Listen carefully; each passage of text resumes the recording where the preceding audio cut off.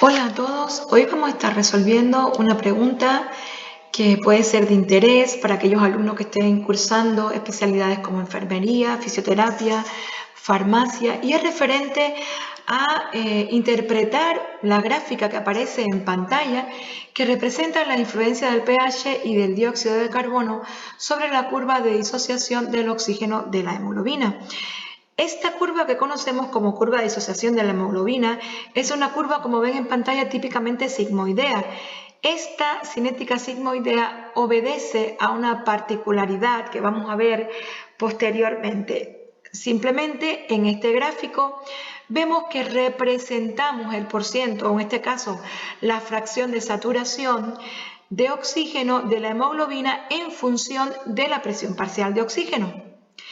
Y como vemos en la curva, se muestra que un aumento progresivo del porcentaje de hemoglobina con oxígeno se va a manifestar a medida que aumentamos la presión parcial de oxígeno en sangre. Debemos decir que esta forma de S o esta cinética sigmoidea que manifiesta la unión del oxígeno, esto se debe a que la unión del oxígeno con el grupo hemo de la hemoglobina presenta el denominado carácter cooperativo, es decir, que la unión del oxígeno a un centro de la molécula va a favorecer las uniones posteriores que se produzcan a los centros de la misma. Entonces, vamos a refrescar algunos aspectos relacionados con la forma en que coexiste la hemoglobina en su forma tensa y su forma relajada. Vamos a representar la hemoglobina unida a sus cuatro grupos hemo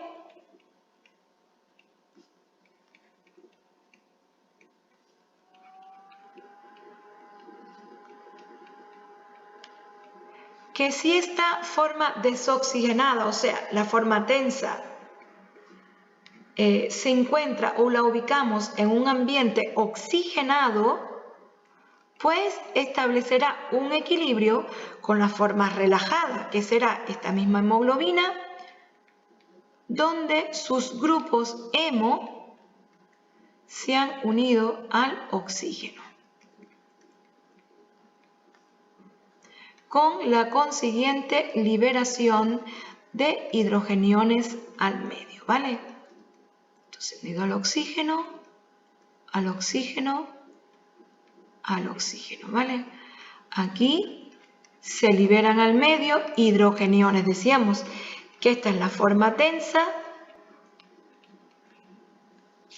la desoxihemoglobina, y esta es la forma relajada, es decir, la oxihemoglobina, ¿vale? Entonces, en determinadas condiciones, cuando tenemos un tejido o una situación donde exista un metabolismo intenso, pues vamos a ver que se libera ácido láctico. Ácido láctico, por lo tanto, si se acidifica el medio, el pH disminuye y la concentración de hidrogeniones aumenta y la concentración de CO2 aumenta. Estamos hablando de un tejido metabólicamente activo, ¿vale? Entonces, miren, aquí tenemos dos protagonistas en esta historia que son muy importantes: los hidrogeniones y el CO2. Miren, el CO2 se hidrata formando el bicarbonato y liberando también al medio estos hidrogeniones que, como vemos, forman parte activa de este equilibrio. Mírenlo aquí, ¿vale? Si aumenta la concentración de hidrogeniones, este equilibrio se va a desplazar hacia la izquierda. Recuerden que en una situación de equilibrio que es bidireccional, se estarán verificando ambas reacciones, ¿vale?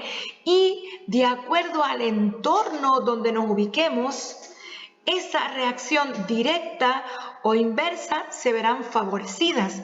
En este caso, un ambiente oxigenado va a estimular que el oxígeno se una a esos grupos hemos y se forme esta oxihemoglobina. En condiciones contrarias, donde aumente considerablemente la concentración de estos iones H+, este equilibrio se desplazará hacia la izquierda, hacia la forma tensa. Dicho esto, vamos a analizar este gráfico donde se nos presentan tres escenarios diferentes. Tenemos una primera curva que se produce a un pH fisiológico, un pH normal de 7,4, donde no hay presencia de dióxido de carbono.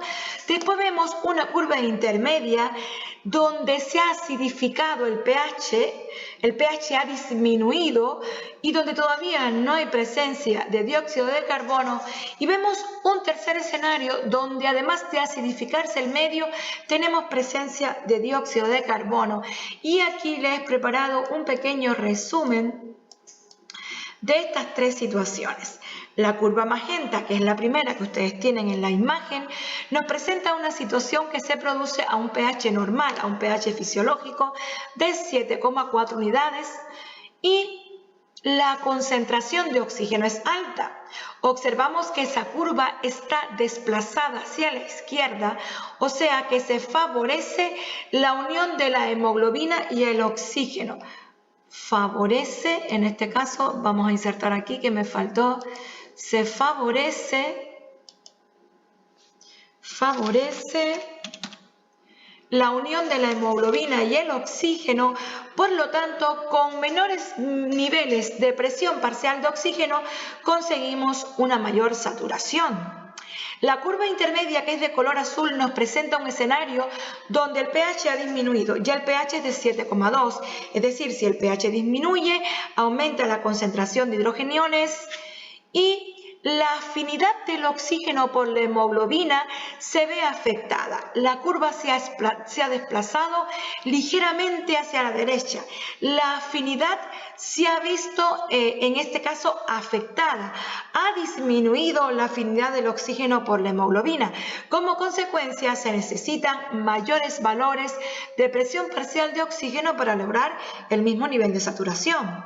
Y la última curva, la curva violeta, representa una situación fisiológica donde además de haber disminuido el pH, o sea que aumenta la concentración de hidrogeniones, también tenemos aumentadas las cantidades de dióxido de carbono.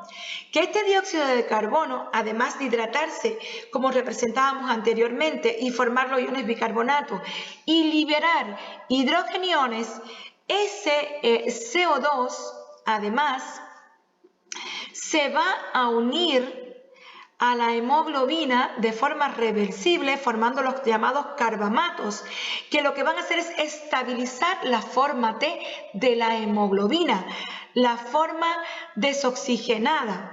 Es por ello que para presiones parciales de oxígeno mayores que las anteriores que hemos visto, son las que vamos a necesitar para lograr un mismo nivel de saturación.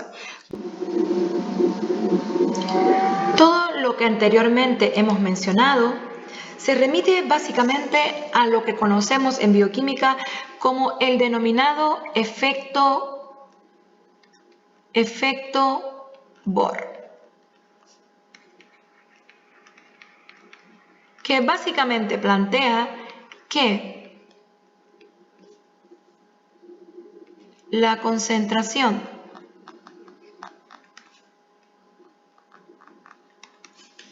de hidrogeniones y CO2 disminuye la afinidad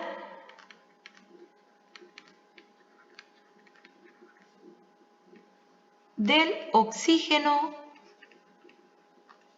por la hemoglobina. Bueno, chicos, espero que este vídeo los ayude. Recuerden que con esfuerzo y con trabajo pueden conseguir el éxito y nos vemos en un próximo vídeo.